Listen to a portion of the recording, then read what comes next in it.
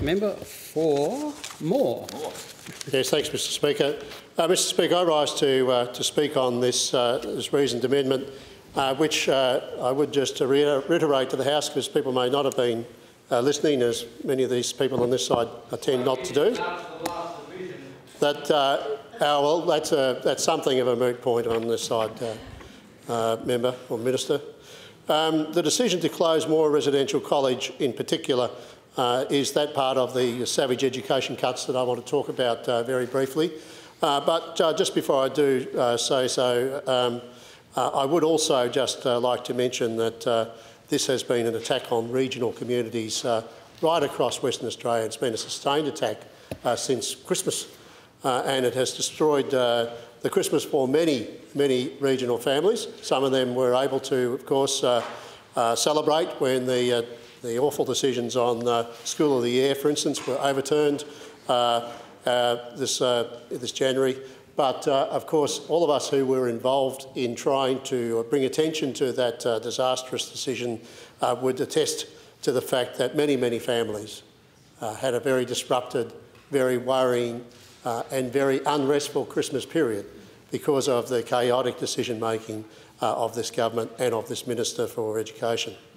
There has never been any clarity in any of the announcements as to the quantum of monies that will be saved in any way from any of the particular announcements that have been made.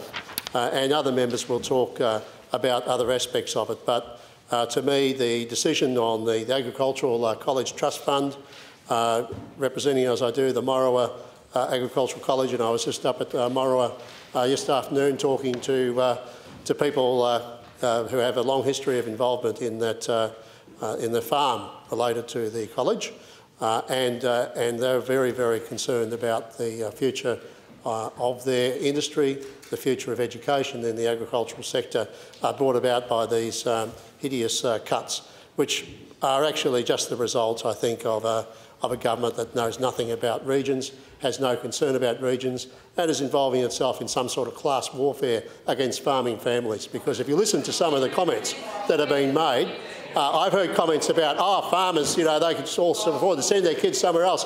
They've all got 8 Land Cruisers. They've got 3 beach houses. Why don't they just go and live in one of those and put their kids to school? I've heard those sort of comments coming from the mouths of Labor Party members and Labor Party supporters, and it makes me feel sick. We do not, in this state, need that type of decision-making to be at the heart of any government. We need a government that's governing for the entirety of this state, not governing for people in whose electorates their members are derived. We've seen already the $39 million slush fund, which you have been throwing about in all of your electorates with largesse, going so far as to take taxpayers' money, public money, putting your ugly mugs on cheques and pretending you've been responsible for getting that money to those people. What a lie! What a lie! How dare you? How dare you use $39 million of taxpayers' funding to put out the lie that somehow you're personally responsible for bringing a playground or a play shelter to our community. At the same time, Member for Armidale. At the same time you've been doing that, you've been running around our electorates. I'll call you to order for the first time. The same time you've been doing that, you've been running around our Nationals electorates, cutting programs which are fundamentally important to our communities, cutting things like the Moore Residential College, cutting things like education for kids, worrying families to the point that they don't know what's going to happen to their kids' education. They don't know how they're going to actually provide one of the most basic and fundamental factors for any family. And I've lived in that district for many, many years. I've had to make decisions about my own kids and where they had their education. And it is never an easy decision, and every family has to make a different decision based on their own particular circumstances. Member for Dawesville. Member for Armidale, I'll call you for a second time. Member for Dawesville, I'll call you for a second time as well. And I can personally attest that none of those decisions are easy. But what you've done now is you're taking away one of the best options for many, many families. Now, I've seen people who have been attesting the fact that Many farmers have enough money they can go somewhere else. Well, I can talk to you and I can point to you to families who don't have enough money to make trips even from Dalwallinu to Moora on a frequent basis to meet their kids and see their kids. Now you're telling me they've got to go to Northern, they've got to go to Perth, they've got to go somewhere else.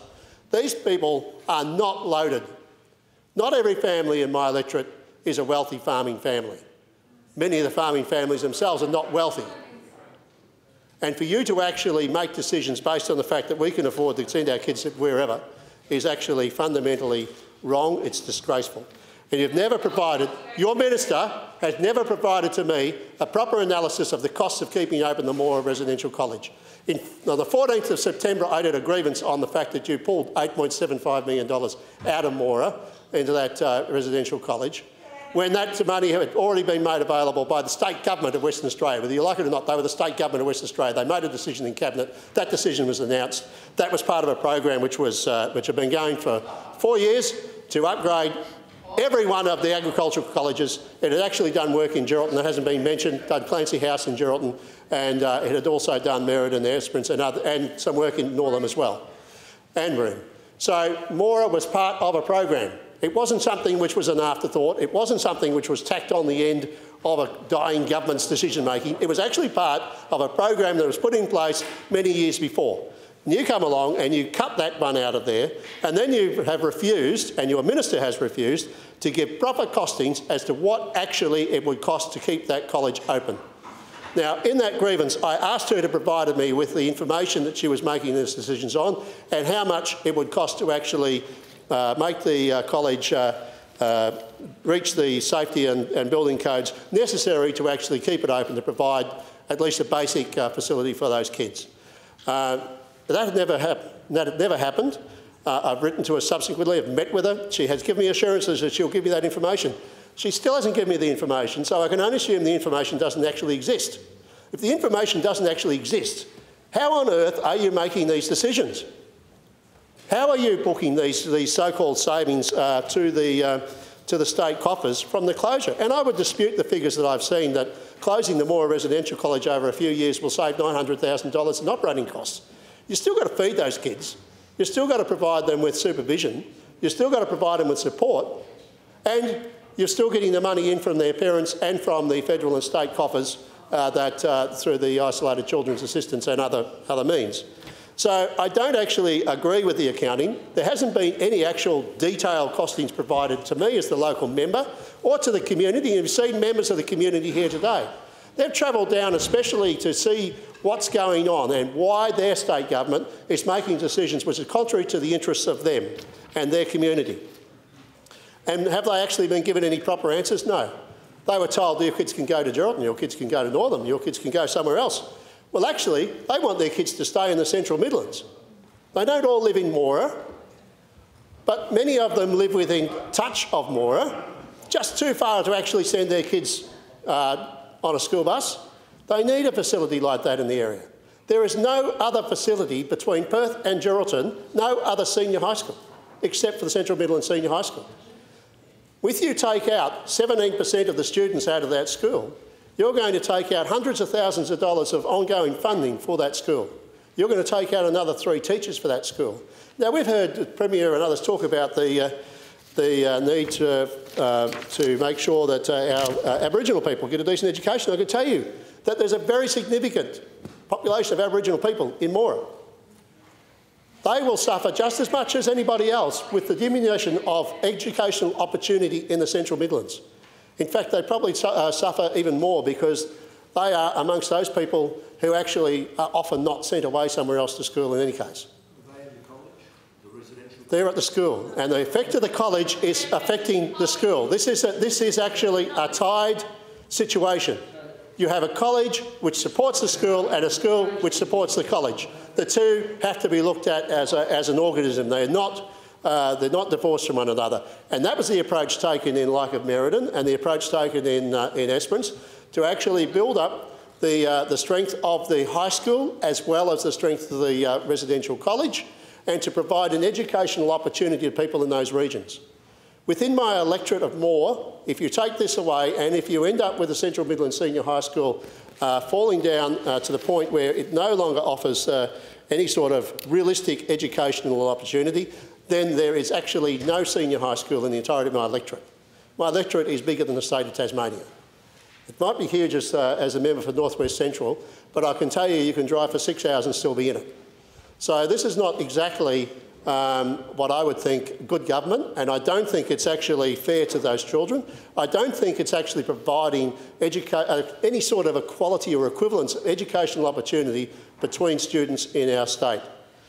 Many of the families who will be affected by this decision, as I say, are very concerned about the future of their children, but this is only a snapshot of time. What about the next generations? What about, you might be working with those families now that are in the college, but what about the mothers who have got year sixes? What about the mothers who have got year fours? Who's going to work with them? What's going to be their opportunity? What incentives will be offered to them to move away from their own district? This is not something which is... I'm sorry that you turned it into something so political by just turning on its head and attacking regions. We're not the ones that actually come in here and try to make some city and country divide out of every issue. But you've done that. You've done that. You've done that. You've done that. To the point where our own country Labor members are running around telling people in my electorate that they're working towards a solution. Well, what's their solution? Their solution is close all the facilities in our regions. Well, great solution, guys. Country Labor, you're doing a great job. No, you're not. You need to actually lift your game if you think that you're going to be able to stand any chance at the next election of getting any members back in the regions, because I tell you what, people out there are not just a little bit grumpy, they are filthy with you guys. They don't understand why you're doing this, and they don't understand why $64 million out of educational cuts that were announced after Parliament finished, why the vast majority of those had to come out of regional Western Australia. Look at, yes they did, the vast majority of them have come from regional Western Australia. And if you look at the average educational outcomes for students who are educated within my electorate and compare them to the average in Perth, you'll see that there is no factor cut in regional education. There isn't actually some sort of great largesse which has been doled out by previous governments that they can just live on for the next number of years. These communities are already struggling with providing a decent education for their kids. They actually need reinforcement. To take away the only senior high school's residential college that exists between the whole of Perth and Geraldton is a big step for you to take. It's irreparable. You're doing it because you've got a short-term budgetary problem, but you're making a change that will be affecting generations. That will be affecting generations. Well, why don't you cut down that brand new school that you've got in Fremantle, member for Fremantle? Don't talk to me about that. That's hypocrisy. That's hypocrisy. You're getting brand new schools. We're getting our services cut. We're getting our opportunities lessened. No, it's not, sir. Yeah, members. It isn't, sir. Look, I would like to hear the member for Moore complete his speech, and I'm pretty sure Hansard's making a tough job of it as well. So please just refrain from interjecting whilst he finishes. Thank you. Thank you, I'll try to just talk a little bit about the people of the high school and the community of the high school, because I think some of the stories that they would tell you and some of the stories we heard today, I think speak very much about what this is all about. I know that there are families who have actually moved their children into Central Midlands to go to that college because it provides a level of homeliness as an option for boarding that they don't find somewhere else. Many of these kids are not, shall we say, people that are used to living with vast numbers of strange people. Going into a boarding experience isn't easy for any kid. You see that within my own experience of looking at other families, that it's a very traumatic time for many families. So for some, the best option is certainly to go to a residential college in a country town which has got a senior high school attached to it. That option has been taken away, and families, like particular families I know in the Central Midlands area, not that far from Moora, but too far to drive in a bus, are now going to have to actually completely change the way their families are, the dynamics of their family life, because no longer will they be able to see their kids on the weekend. No longer will their kids be part of their community on the weekend when they're not at school. They will be at a place far more distant from where they are. They'll be in a high school probably with 1,000 kids, as opposed to a high school with 100 or 200 kids. A school which actually matches their particular needs far greater than where they're now being proposed to go. There seems to be, within the Labor Party, a view that bigger is always better when it comes to schools. And I've heard the Premier today talk about the opportunities at Northern vis-a-vis the opportunities at Moora. We heard a young man from Badgingarra who spoke about the experience he had at the Moora Residential College. And when he'd finished, the minister sought to turn all his words against what he'd said. He said what an opportunity he'd been given by going to that college. And the minister got up and said, he did some of his units through SIDE. See, that school doesn't provide the opportunities he needed. Well, I can tell you that him and his brother I know very, very well, and they've done very, very well for themselves, and they have actually they have excelled at school in those. They have excelled at school. They have excelled at school, and many other families have similar stories to tell. Sometimes it's more about providing the supportive environment for the child than all the bells and whistles. And what you want to do is force them into an all the bells and whistles experience at some distant place where they won't be able to have that close connection to home. As I've said, this decision will also affect the Central Midlands Senior High School itself, and that's why you see people from Moora getting involved in this, not just people whose kids are not actually living in the town of Moora, but a bit further distant. That's why the community of Moora, the Shire of Moora, the business community of Moora, and all of that area are so concerned, because they can see this as dumbing down educational opportunity within the entirety of the Central Midlands. That area has, in the previous government, been one of the areas which has been studied. Just to the west of Moora is a very large aquifer underneath both the Leederville and the Yarragadee aquifers, very large aquifers.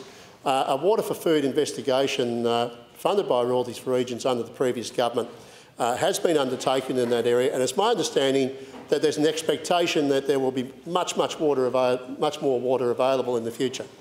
We're already seeing in that area a very large number of changes to agriculture. We're seeing intensification of agriculture, large-scale piggeries, large-scale poultry farms for broilers, not for eggs so much in that particular area.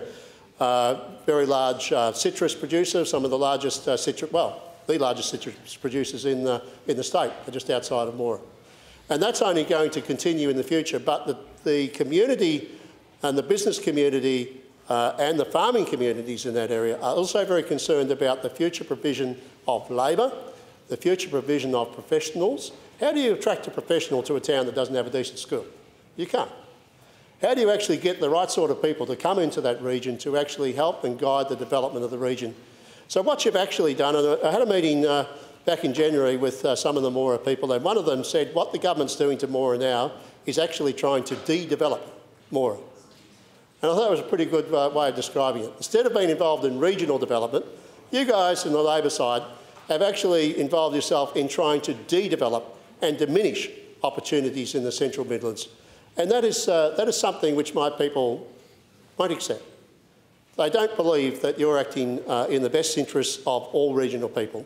That's a snapshot of one particular issue in one particular district out of my area. It's not the entirety of my seat. My seat has a lot of people who don't go to Moora High School. They go way up to Kalbarri, they go to Geraldton, or they go to Perth, or they go somewhere else.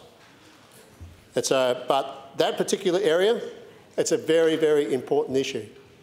But on the one side, we're told that you need to fix the budget and you need $64 million from education.